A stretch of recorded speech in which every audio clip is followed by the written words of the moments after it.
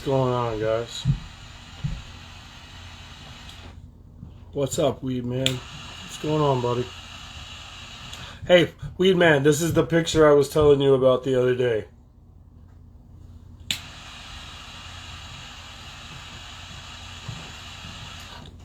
My wife just rushed throwing it in a frame for me so I could put it up. What's up, guys? We got Regal Beagle coming on the show today. Really stoked. He and Weedman 420 have had me on a couple times on their podcast, and so I thought I'd steal Earl for the week, and we're gonna chat a little bit of grow, a little bit of breeding.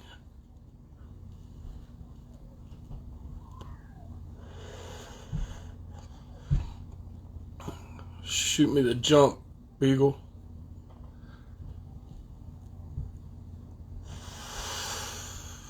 I could definitely get you artwork. If you're a little flexible with what you need, then we'll definitely put something together. I've been fucking with the AI stuff lately, so I got tons of, ideas, and you kind of tell me what you want to do, and we can do it.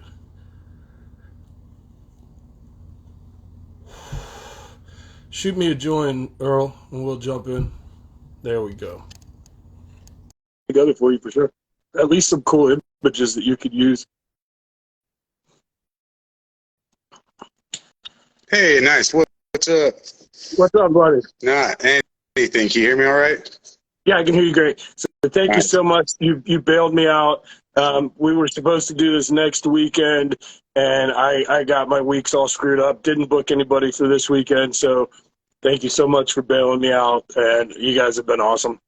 Hell yeah, man. I appreciate you. I was glad I could do it. Give me a reason to get away from the parents' house, Yeah, man. I wasn't sure how cool your folks were with everything. Not everybody's parents are super on the level. Yeah. Dude, my parents are badasses. We grew up and they had the whole if you smoke weed, you're gonna drink through a straw routine down. But since then, I kind of came out and gave them my 2 cents about that and more. And 2 years ago, they bought a hemp license for our farm. So last couple of years, we've been growing hemp there. Oh yeah, That's awesome. I got some microdosing mushrooms today. Literally Nice. 2 days. We were talking about her mental health and shit, and I'm gonna get her going. What exactly do you guys? What's the end output with the hemp farm? So we were, honestly, it's so hard to sell hemp flower, and I'm passionate about flower. And so we went into it. I told them, I think we're going to have to make products. I think we're going to have to take our flower, we're going to have to make flavors other people don't have, and we're going to have to make products. We did that. Illinois is where our license is at, and they were so clusterfucked, bro. Like, we got this dog tree set up, and we couldn't get a license. And I told my parents, I'm like, listen, they're selling dog tree stuff in CBD spots. None of these motherfuckers are licensed. Let's just throw it out there. And if somebody comes and says, hey, don't do that, we'll ask for some goddamn forgiveness. Yeah, there's absolutely no regulation as far as the CBD, as far as the hemp market goes, past the regulation for the licensing and stuff like that. But the stuff that I've heard generally about Chicago specifically, but their legal program, and I've never heard anybody speak well of it. Like, everybody that I've spoken to in the kind of Chicago and or Illinois area have generally said that what they have there is garbage. The system that's set up is generally not very good for the consumer. It's like kind of what's in Florida is a ton of really big grows and companies, and then any semblance of the small guy being able to get in at all is just not heard of. Yeah, oh yeah. There was one of those. So they originally started with, I think it was 200,000 square plant license in Illinois. That's it, 5 of them, and it went out to the buddies. Like politician that, buddy with lots of money there. I got to consult one. They were having some problems. I came in and walked through, went through all their departments, their edibles, their hash, their sales, everything. And I said, man, this is what looks weird to me. It's ridiculous. It's a little ridiculous. They are letting, so Illinois even went a step farther. They introduced these new licenses. People bought them up and they were flipping them. They were buying them for $1 million, flipping them for $2 million. It's a good investment for a year. Well, Illinois came through and said, no, you can't sell them. So all these people bought these licenses with the intent to sell them and flip them. They're sitting there saying, put it in the mill, get out of the mill. Perfect. And then they're like, no, you can't sell them. So now there's all these people sitting there with this investment like, what the fuck are we going to do? Yeah, and so this kind of the same thing happened in Colorado at one point, because then it looks like you've got significantly more licenses than are actually producing anything. So there was a period, I'm not sure if it's the case now, but there was a period where they were kind of reducing licenses, weren't issuing anymore, because there were so many. In the early days of legalization in Colorado, you had to have a license for everything. So if you wanted to have a grow, you needed a license. If you wanted a dispensary, you needed a license. If you wanted a, BHO lab, you needed a license. And eventually, I think a lot of that was able to be consolidated.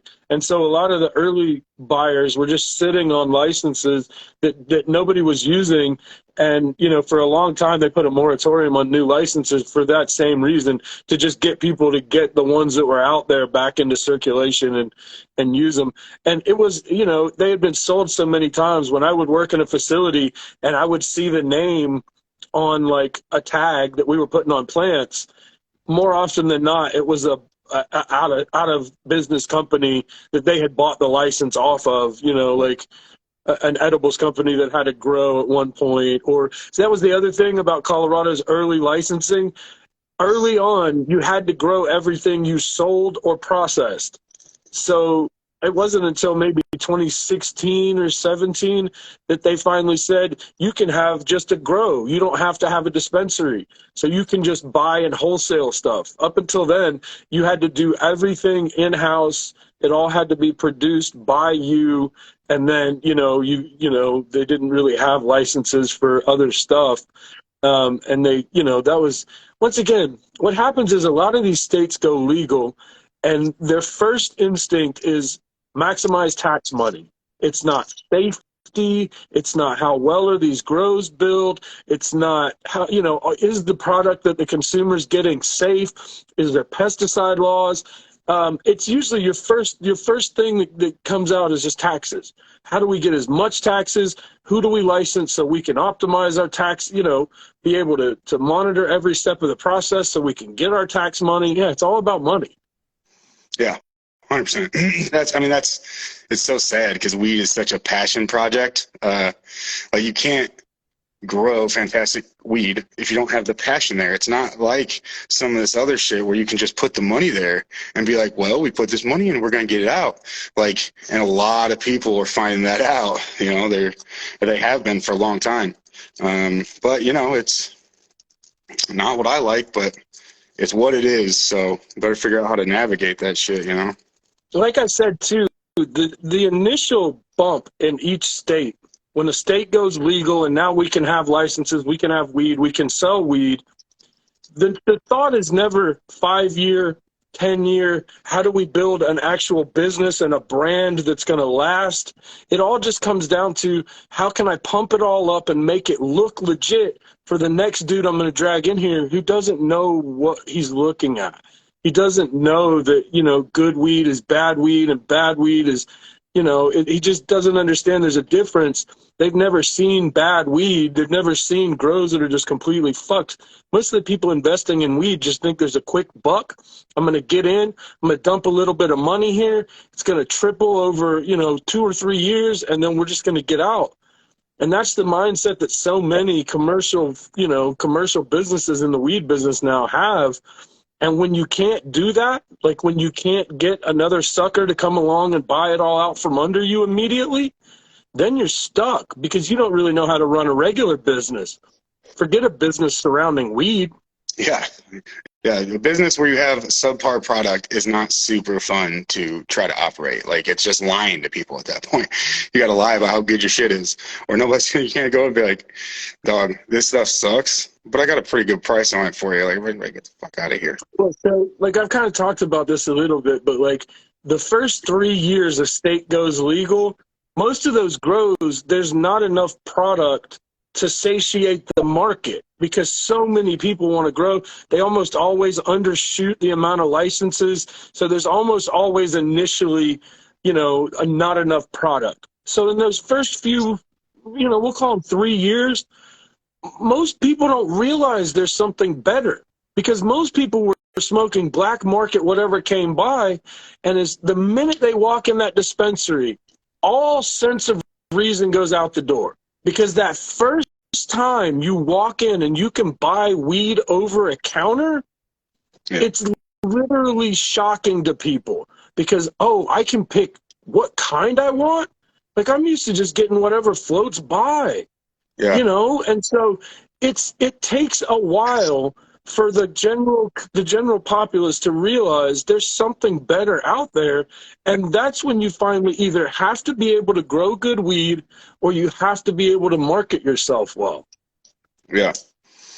Yeah. And it's we talked about this a little bit too, like those new gardens taking advantage of so much. And what I've found too is a lot of them get into this. Everything's good. Like they have the basic growing down at the beginning. They have a gardener. This dude knows how to put NPK on some shit. Then they get a bug problem, or they're like, okay, well we got rid of aphids, and it's like, oh really? Did you? But we got this gnat problem. I'm like, oh, do you have a gnat problem? Where are your sticky traps? We don't have them. Okay. Well, how do you know you got gnats? So they look like gnats. Okay, so you have root aphids. Like, so you guys can't get rid of root aphids because the adult root aphid looks just like a fucking gnat. You're talking, I'm like, okay, well, are you treating your drains? No, we don't have to treat our drains. Like, well, if they're gnats, you definitely fucking need to treat your drains. Anything that's holding water, anything that's dead in there. Because I can tell you, I've had a way harder time getting rid of fucking drain gnats than gnats in my goddamn pots. Because in my pots, I can get to them. In my drains, it's like they're just there, Anything moist. Yeah. Anything moist. It doesn't even, if you got a bag of leaves laying somewhere, if you anything moist, and they'll lay eggs in it. And, it's one of those that, like, you kind of bring up a good point. So if we're just talking about your average closet grow, or what I always joked is the Colorado closet grow, which is like your 4 to 6 light grow, right? Your one-man operation, you do it by yourself, right? If we're talking that, variables are super easy to change. Because if you realize you have a problem, it's super easy to kind of say, okay, we need to dial back our temperatures. We need to, you have a lot more control usually. When you're talking about every day. Yeah, right. You usually, at that size of a grow, you have enough time that you could spend hands-on time with every plant in the grow and still not be wasting 8 hours a day. You know what I'm saying? Like, if you're efficient. But when you get into a commercial scale grow, when you're talking about a decent size grow, then, I always joke that in a commercial grow, there's no small problem. Because the size of the grow means that even a small problem isn't a quick or easy fix. I mean, if you can solve, we'll just pick a random bug problem. If you realize in flower, second, third week, that you've got a bug problem you didn't anticipate, right? One, to be able to notice that early enough that you're not already at a full-blown outbreak takes somebody who looks at plants every single day. Yeah. Two, to be able to make the kind of changes that you may need to make in the immediate and in the long term is a whole different thing. And then being able to have the foresight of everything here has got to get scrubbed. When whatever we do to fix this problem, if we can stop it in its tracks, whatever we can do there, now we have a whole other thing of where did it come in from? What is this vector that we didn't expect? How do we clean afterwards to the point where everything is completely, I feel comfortable bringing new, fresh, clean plants into this. And, once again, like, the problem with most dispensary-sized grows, and we'll just say small to medium-sized commercial grows, is that they, didn't build their building out properly. So this is something that any grower can be affected by, whether you're a tent grower or whether you're the biggest commercial grower. Didn't put enough thought from a grower's perspective into the initial startup, right? Because something was cheaper. You got cheap air conditioners, so you said, well, fuck it. I know we need 70 tons of room. But what I'm going to do is I'm going to put 14 5-tons because this fucking place down the road has them on sale, and I can get those for cheaper than that 70-ton. Right. And that's, the number one problem I think that a lot of people make is airflow. Whether that's, literally temperature, HVAC, like just cooling, or the actual movement of air in and through your grow to a reasonable point where, every leaf is nothing sitting on each other. Yeah. Everything's good to go. And it's like, once again, if the person is doing this is somebody who just got started and you've just got a small little grow on your own, then mistakes aren't that big of a deal. Because at the end of the day, you're out whatever, your small investment, or you make a huge mistake and you lose some plants, you're out a little bit. But when you're running a huge grow or you're running a big commercial grow, sometimes those decisions are really tough for people to make. And that's what people don't really understand about, in your first couple of years of your state being legal, when everybody's blinded by the fact that weed is now cool and we can go to the store and we can buy it. The other thing that everybody should keep in the back of their head is most of these people that are doing this don't know what they're doing. Sure. So 100%. when there is a problem, fixing it in a reasonable amount of time is not always that easy for them. And then fixing it long term so that this isn't something they just keep dragging through room after room after room. Know where your product comes from, Yeah. Or so it's something they don't have to deal with again. It's fucking crazy. Oh, we just got this bug problem. Well, we got it knocked down. We're controlling it. Okay. But I didn't change anything else. Well, what the fuck? You're not curious about where that bug came from? I found with a lot of the people, I'm not some huge fucking like consultant, quote unquote. I've gotten pretty lucky in that I've known some people that have been places, and I've had, I've been lucky, man. I don't know what else to say. But I've been in some fucking giant gardens. I've helped some people a lot. And I've noticed one of the biggest things to me, and I don't think I've heard anybody talk about it. You start this big facility. You start out with 5,000 seeds. I don't know, whatever the fucking license is. 5,000 seeds. We got these 5,000 seeds in a clean-ass garden, brand new equipment, brand new everything. So you might run a run or two, and you might be pretty clean. So you run a run or two, you're pretty clean. All of a sudden, you start bringing in clones. Your garden gets one little problem. And that, I think, is when people really get fucked, because they get there and they get on this almost like they let down their guard, and their guard wasn't even up to begin with because they had no idea what they were getting into. They started this clean-ass garden, and they got thrift problems the second run. They didn't even recognize it. The third run, they didn't even fucking recognize it. But then the fourth run, they can't even grow a plant. And it's like, man, how do you not notice these bugs all over your shit? And it's because they're doing the exact same shit the whole time, not realizing that they need to start doing more. Because if you do the same shit with a brand new garden as you're doing with a used 5-year-old garden, you're fucked. At least in my experience, it's all there. Like, even the best gardener, you're having to deal with some shit.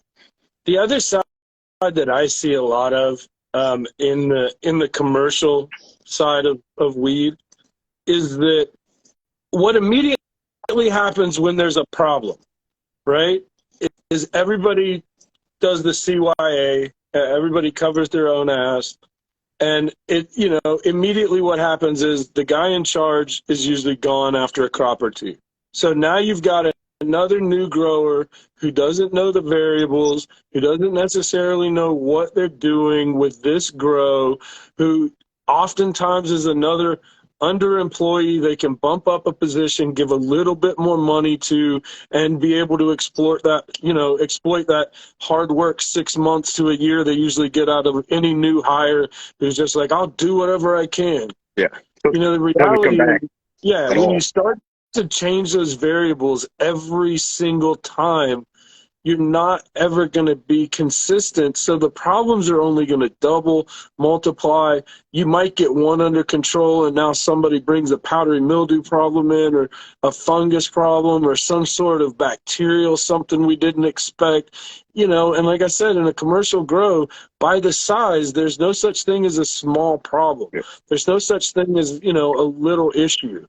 Everything is much bigger and a bigger headache. And as soon as you change a variable, it's not the same grow anymore. It doesn't matter if it's the pots you use, if it's the growers that are touching the plants, if it's a change in temperature.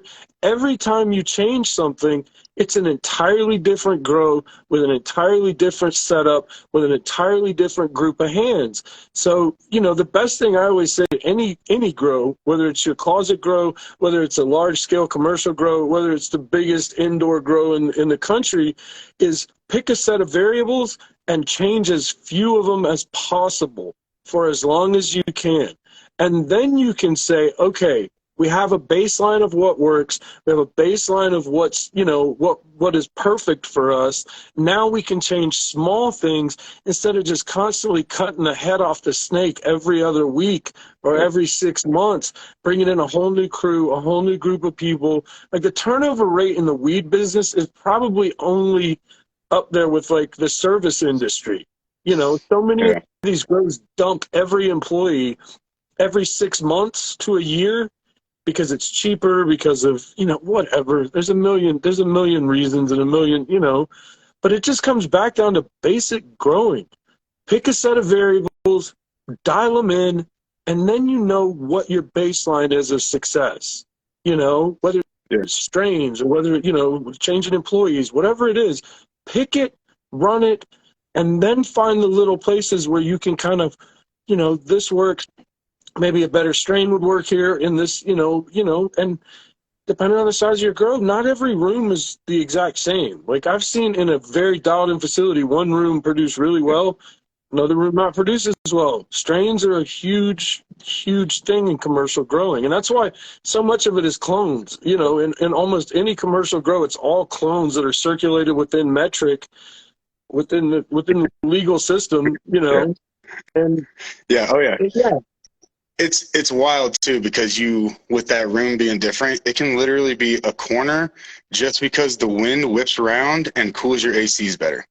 And it's like that room will be your best room every fucking time just because the equipment works better. And that's something that changes every time too.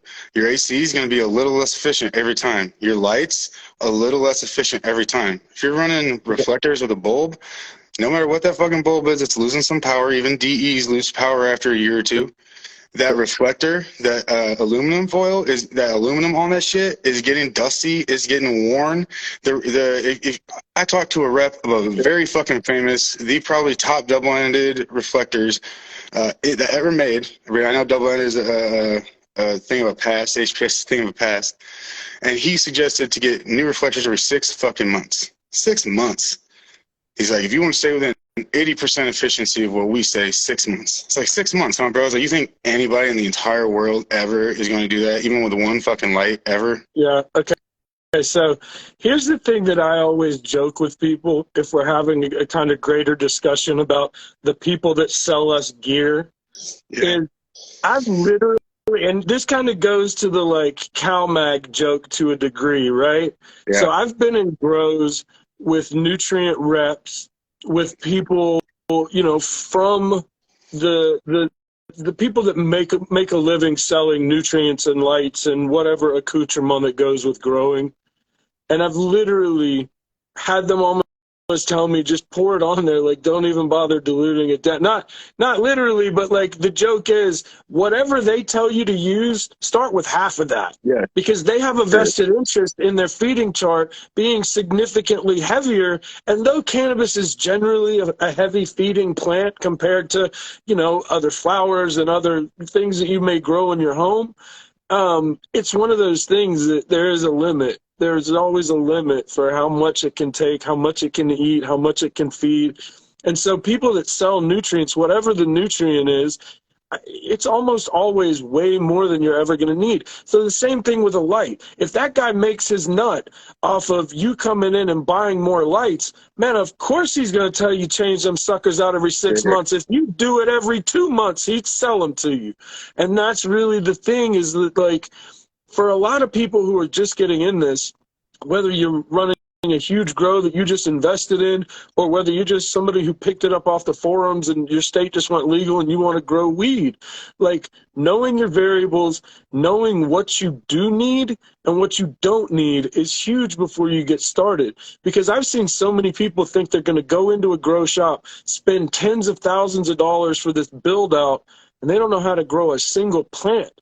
And it's like, the reality is, you guys aren't going to be successful no matter how much money you spend, because you don't understand the very basics of just cloning and keeping clones and keeping healthy mothers. And, you know, what to you or I who've been doing it for just even a little while, you've probably picked up on that it's a lot of different tiers of things that we compartmentalize. And it all comes down to understanding a much greater thing, which is variables and variable control.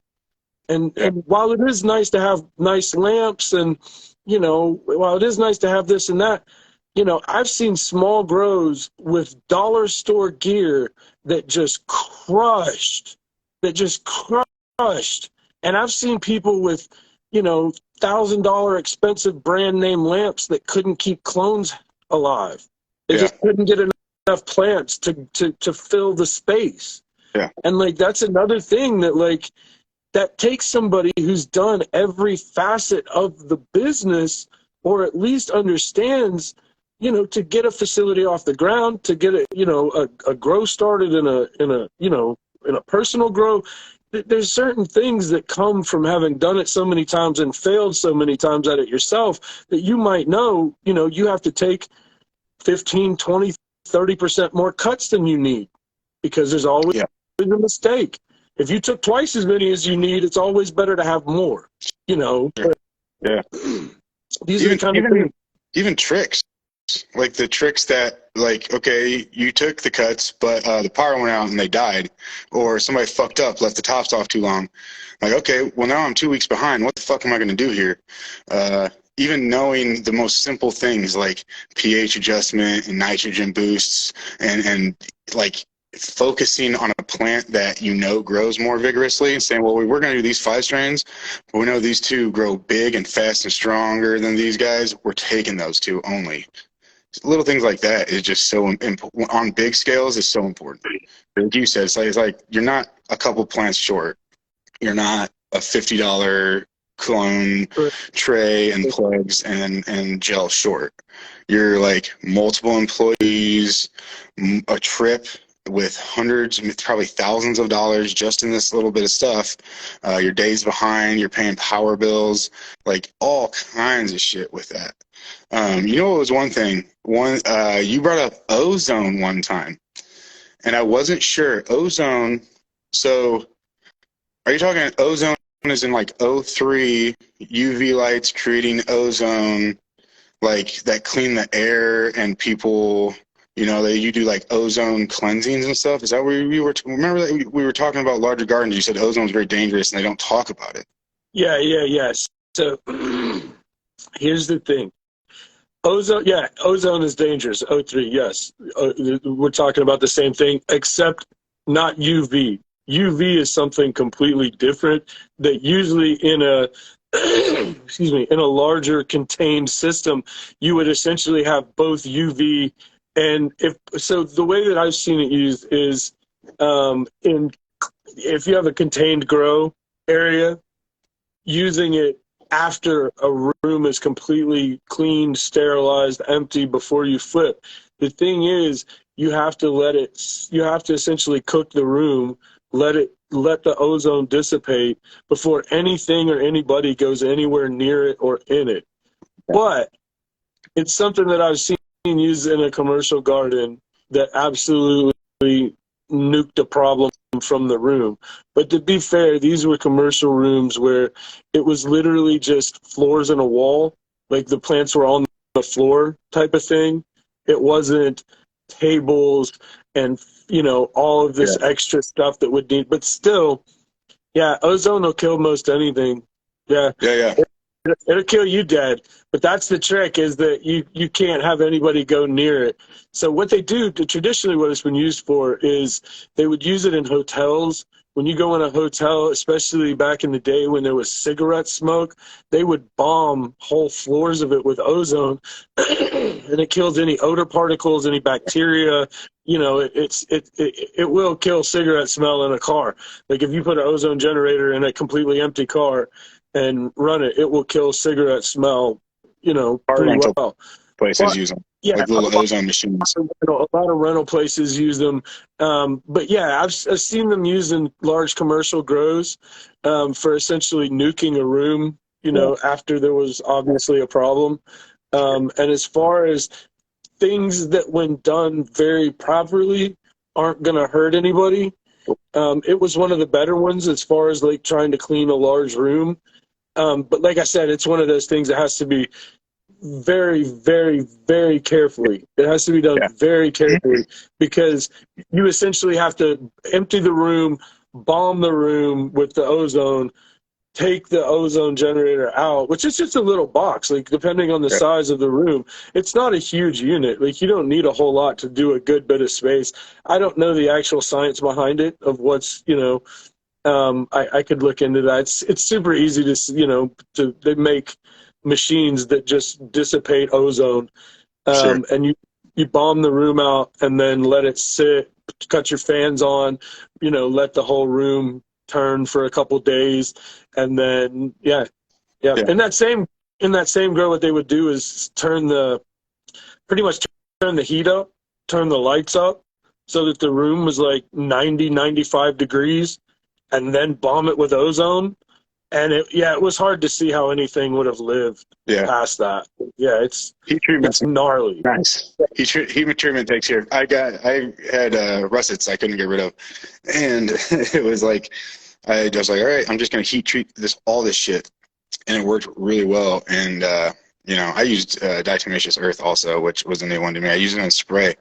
A lot of people talk shit about it when I tell them that. It is so nice, bro. If you've never done that, I fucking love it, because you can spray it in veg and it stays on your stalks. And so then I flip. Nothing can get up my stalks, because that DE is just stuck. When that water dries, it's just stuck to your stalks. And then I'll spray it down with an RO water, like probably like 4 or 5, and wash that DE down the stalks. And then I love it. But anyway, I only brought it up because I worked in a shop, a grow shop here for like 6 years. And we had ozone machines, but they were the little UV lights that created the ozone, and they were created for a cubic foot. But the people always were like, oh yeah, you can put them in your house, you can put them in your office, you can do all that. So and I did some research on it, and I was like, okay, so this is saying that it's got like this 30-second life that it's coming out. It was something like 30 or 40 seconds. And then the O3 basically dissipates. And so when you brought that up, I was like, well, man, because I use ozone. At night, I hit my house with it. And so it's great, bro. So I say it's like out in my living room, you know? So I was like, you know what, when we talk again, I'm going to make sure to bring that up. Yeah, so the thing about, and I want to emphasize one more time, this is not something you want to go using in your house casually, in your tent grow, unless it's something that's isolated and is completely away from people. Because the way that I'm talking, I always understood UV to be something completely different than ozone. I may be completely wrong. The things that I'm talking about are literally like it's smaller than a PC. Yeah. You know, it's maybe a third the size of a PC, and you literally turn a knob on it and stuff starts spraying out. Okay. Like it's literally like a spray. And you can get them on Amazon, eBay. You know, it's not something that's hard to find, just ozone generator. But once again, should only be used in a completely contained grow. I see. You know, once again, if it's going to go around other plants, don't use it. It's not, you know. But if you have a completely contained grow and you can just nuke the whole thing, it will work. Like, it absolutely will work. It's a very cheap option too, you know, because I want to say for under a couple $100 you can get a reasonable size one that will do a certain area. And because it's just something that's dissipating out of the machine, at a certain point, you can just reset the knob and it'll just keep doing it. So you can fill a large enough area if it's properly sealed, nuke everything, and then just cut on your exhaust fan. And as long as that's going outside somewhere that's not right around people, you know, it's just gnarly stuff. It should be treated very carefully. But if you know what you're doing, yeah, it's kind of like a fogger a little bit, except it doesn't blow like a proper like backpack, you know, atomizer would. It's just a small little device, and it just sprays out ozone. Yeah. And you know, but by the time you smell it, you'll instantly recognize what it is, and you will know you need to be getting the F away Yeah. because you don't want to breathe a lot of it. And like I said, I always understood UV to be completely different because UV light in general is antibacterial and will kill a lot of different bacteria. They may sell like dual units that have both, and that's, you know, one of the ways that most people that are dealing with treating air in large enough spaces, that's what you do, is you essentially put, you know, some sort of ozone, some sort of UV in line on your way, you know, out or between, and have it completely set off. But you wouldn't want to pump a bunch of ozone into a room that has plants in it or people in it or anything. Like I said, it's super sketchy. But if you know what you're doing, I have seen it work before. Yeah. See, I've never even worked with I'm talking the bulb with the fan. It works so well. I didn't even realize something like that existed, to be honest with you, that like sprayed out an ozone type thing. Yeah. Well, see, here's the other thing. Do you remember Ozium? The spray from, you can still get it at some pharmacies, but it's actually it's pretty popular too in the mycological community, for anybody that cultivates home mushrooms of any edible source. It's another one of those things that's great for killing anything in the air, and it's essentially ozone in a can. So for a small space, 2 or 3 sprays of that. We used to use it in the hotel rooms when we traveled because it would just kill, you know, 90% of the odor. And if you keep a can of that stuff, it's essentially the same thing. It's just some sort of ozone in a can, and it just completely nukes smell. You know, it's great for bacterial anything. So like I said, the mushroom people love it because it kills anything that's airborne. And your only real other option there is like Lysol.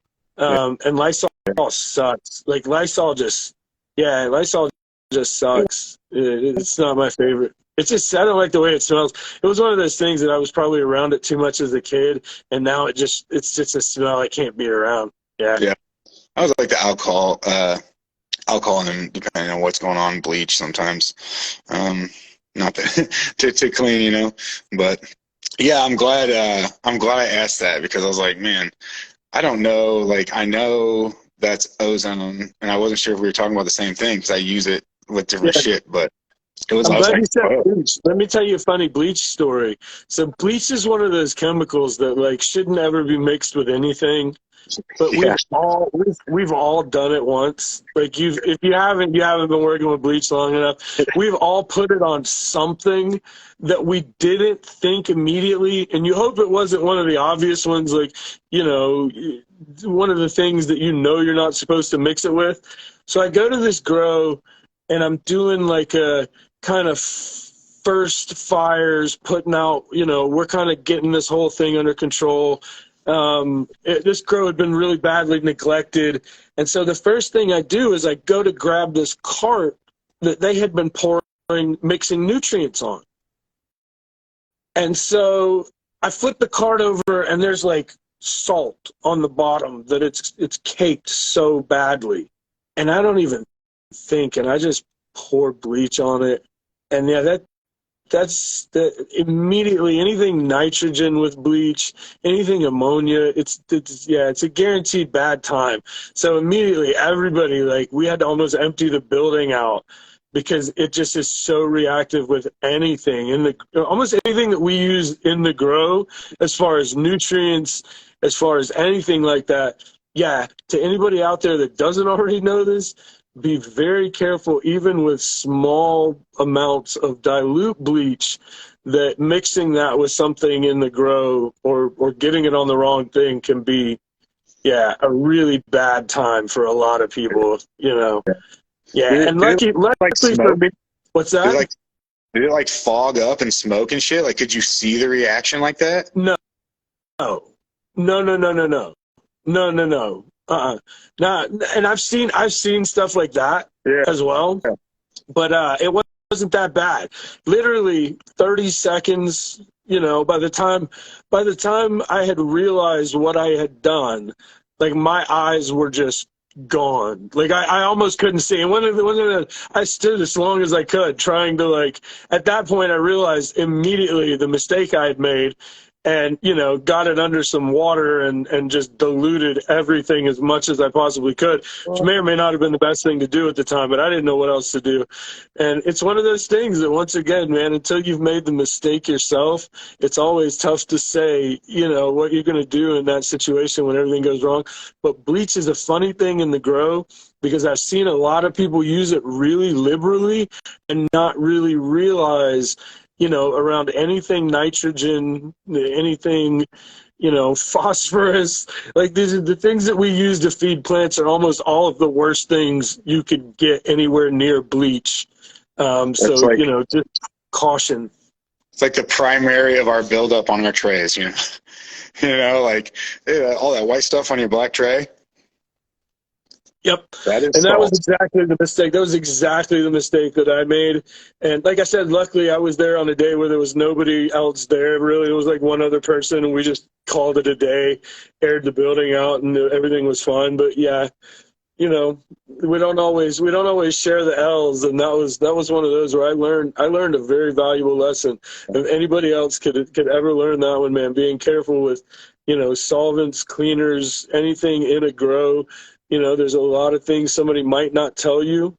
If you're working, you just got a new job in a grow and you're super stoked and you're going in for your first year and it's the first time you've ever been in a commercial grow and nobody tells you, hey, don't mix the bleach with any of that stuff.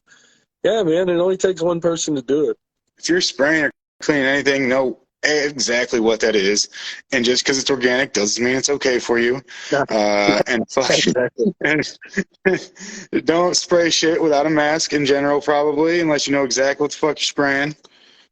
Yeah. CalMag solves all problems. CalMag is the duct tape 100%. of the cannabis world. I'm glad this is getting out there. I know at one point we talked about it, and it's like the whole industry is all on the CalMag, but it fell off, I feel like, and it needs to come, people need to know.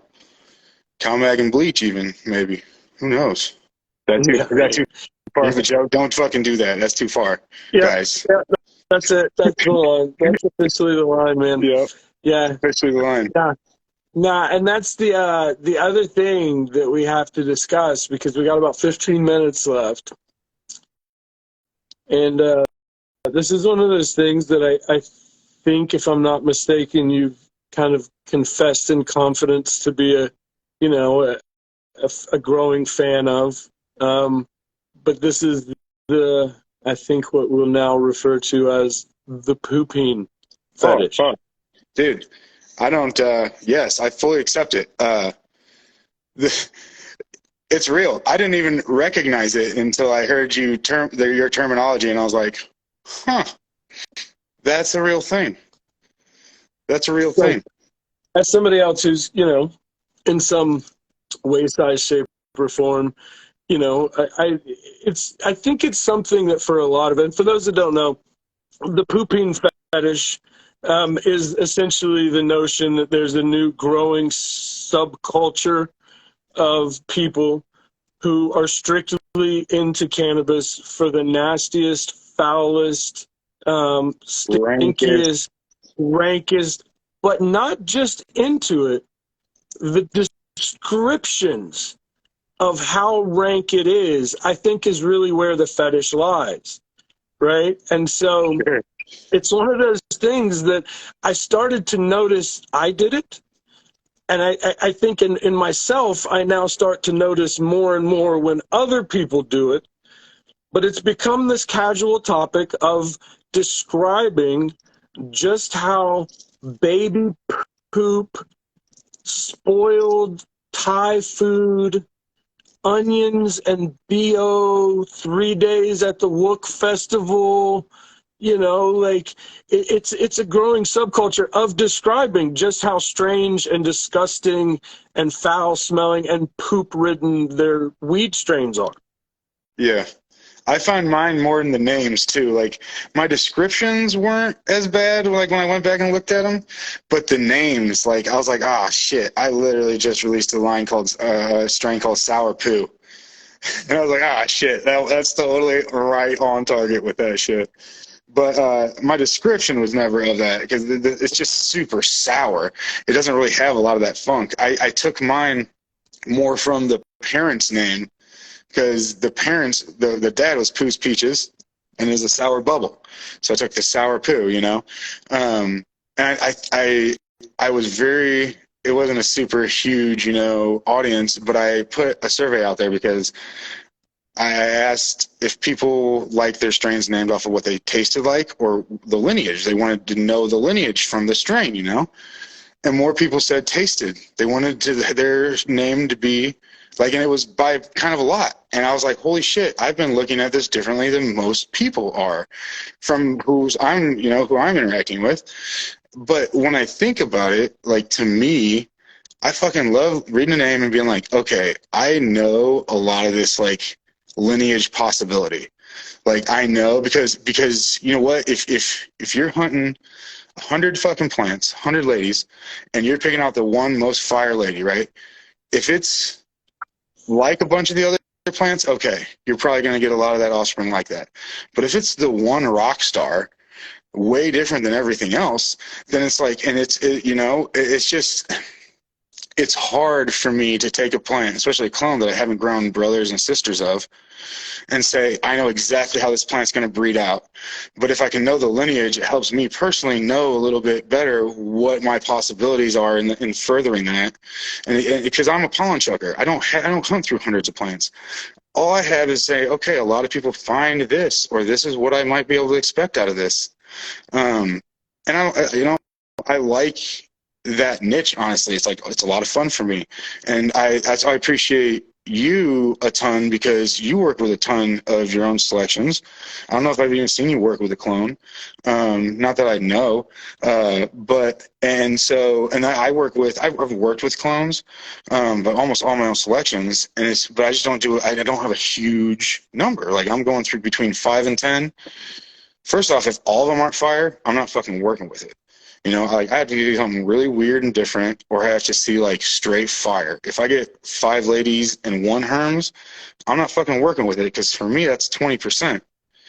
Like Yeah, so here's one thing. Here's one thing that I got to touch on that you said, and I kind of get this a lot. We're getting really close to our time. sure.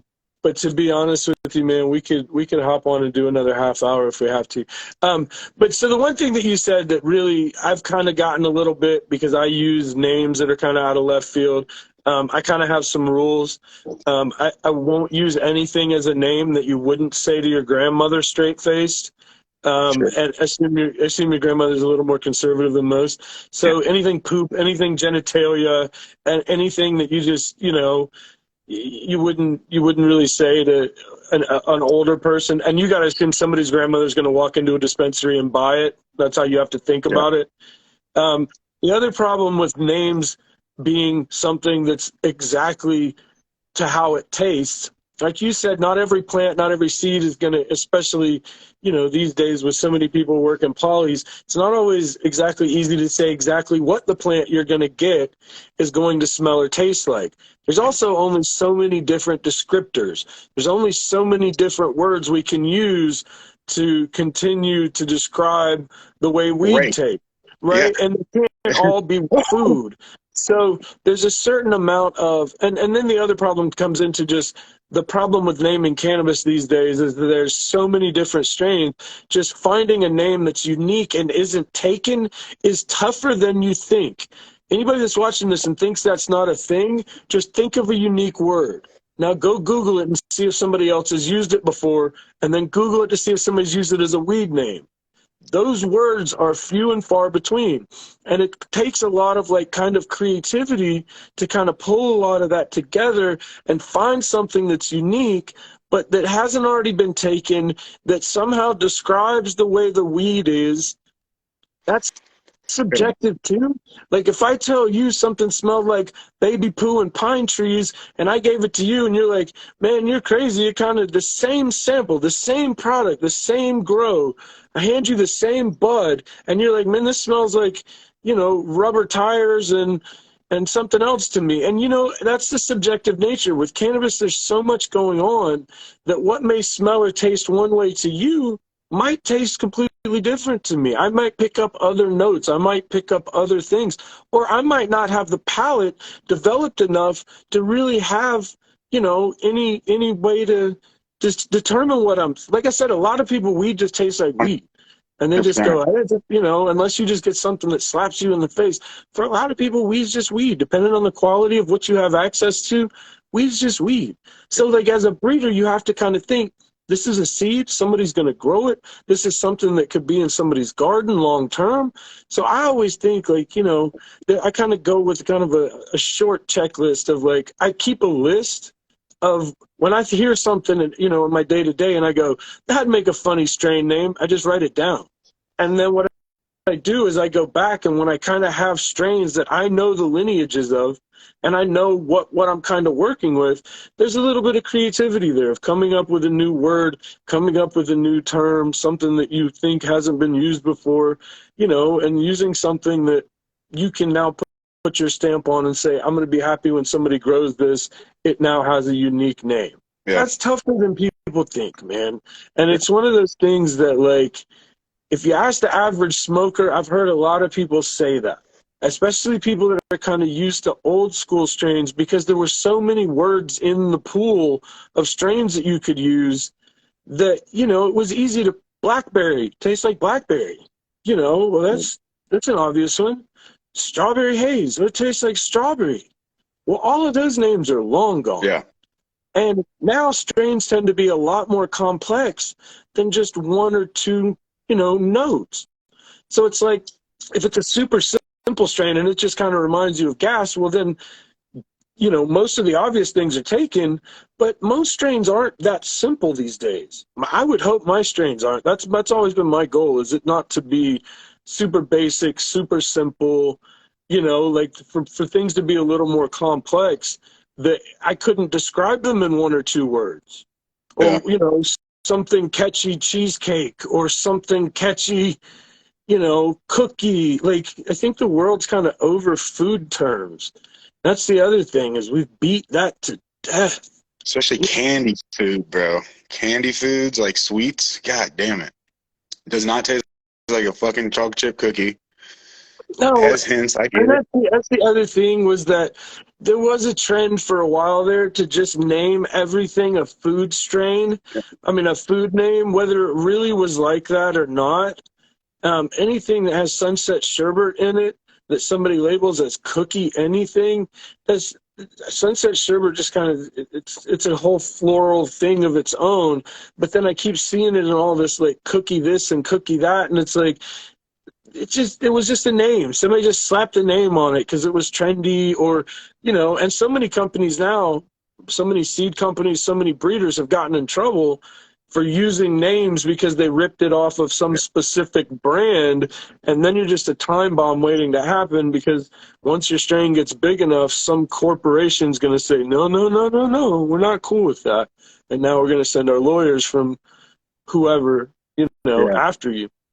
A lot of the logos were super similar too. I remember, I was talking to my wife recently, and I thought this was a super cool idea. I'm just going to say it. You can tell me if it's stupid. I was thinking about doing my names like families and introducing last names, and just having fucking my first name like cross A to cross B, something a little catchy and whatever, and just having a last name. So every time I release a male or a reverse or whatever, every plant has the same last name, quote unquote. And I was like, man, it'd be so easy. I could follow that shit like a family tree lineage, and then they make naming my stuff like pretty freaking easy. And like I was like it'd be different, but it'd be almost stupid, because you'd be like, okay, this is this fucking whatever the last names end up being. I don't know, but I've never seen. I was thinking that it would put more recognition on the plant that you're using to cross the male or the pollen donor, because that pollen donor, it'd be like like a family tree, you know, that pollen Right. donor, you could follow through that lineage a little bit and be like, okay, all these have the same fucking pollen donor because it's all in that fucking last name. The thing that it would give you is continuity. The thing that would make it, kind of tough. I mean, once again, so there's kind of a little bit more to just naming a strain, because the other side is you want it to be something people remember, but you don't want it to be so similar to everything. There's a marketability to it, right? Because you want to think of it as, unless you're just breeding seeds for fun at home, you always want to think of it as, this is something I'm going to eventually sell to somebody. And I want there to be a notion of, if I'm giving it a name, I want it to be something that's, catchy or people are going to pick up on. Oh, I remember that thing. And that could be the reason that people are like, oh yeah, that one strain was just, that was the thing that locked for me, or, the name, so much in the name. But, the problem you have there is that every strain sounds like itself. So unless you have another way to kind of set it Get off around and that. kind of, right, then every one of your strains really doesn't have a way to differentiate. And that would be my only concern. The thing that I like about that is, continuity is always great. The way that I think you could do that and get around it is kind of use that name as part of the lineage and have each strain have still a unique name of some sort. Yeah, and just that last name maybe based off whatever the fuck. Yeah, no, yeah, and yeah, you're right. Because even when I look, I bought a fuck ton of seeds. That's like my favorite thing in the world is seeds, especially like collecting from other people and seeing what they do and all that. And when you look at a menu and you don't see that variety, when you see 5 strains that all have a berry name in it, you're like, okay, I'm going to do one of those. And then I'm going to do a couple of these other ones because they're, especially if they have a different lineage from me. If I see 10 strains on a breeder's list, but there's only like 3 strains really spread throughout, like 3 strains spread throughout there. I'm like, okay, well, I can, if these, I chase this back a couple generations, I can pull something out of this, and that's what I go for more than anything. And I think most people go for like, okay, I really like this strain, I really like that strain.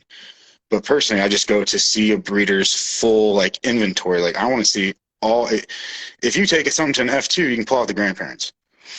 So I can with one pack, I can get 4 fucking dominant expressions at least, or look for those. So if somebody's like, I look at it like there's say strain A is a $500 pack. I'm like, okay, I don't want to fucking spend $500 on a pack. I wait for somebody that I like to breed it, honestly. And then I try to F2 it and take it back out. Yeah. It's fun. It's fun for me. So first of all, man, the companies that I've run seeds from that are worth $500 a pack, I can count on. There might be 2 that I would recommend somebody else spend that kind of money on. Most anything else, I would tell you, look, save your money. Just save your money. Buy 4 or 5 packs, depending on what's If you've got an unlimited seed budget and it doesn't matter to you, buy whatever makes you happy. But the problem is, so many people will slap an expensive price sticker on a bunch of seeds. People will see that and go, "Oh, that's got to be quality because it's expensive." And the reality is, it's really no more work or no more detailed or no more. It's really not worth the money. And at the end of the day, there's really nowhere you're spending your money, because of the companies that I would say out there that are worth $500 a pack, man, that's a lot of money. But what you are saying that's very valid is that when you have a small gene pool that you're starting your selection with, right? I always tell people, if your goal is to breed, pick your first handful of strains that are strains that you love, because these are going to be the basis of a lot of your work. Find stuff that you absolutely are in love with, because that's the stuff you're going to run throughout everything you do, right? Unless you just are one of those people that you just want to run anything and everything, you don't really care. But the truth is, pick strains that you love, because that's going to be the backbone of your work. You're going to make those first few crosses, name those something that means something to you, because those are going to be the strains that you cross out and make other stuff and other stuff. And then what I always did is then you're just falling in love with strains. You know, what strain? Hold on one second. We got 30 seconds. I'm going to jump this. We'll jump right back in. www.terpi3nd.com just to put it on this video. Love you. We'll hop right back in and do a little bit more, man.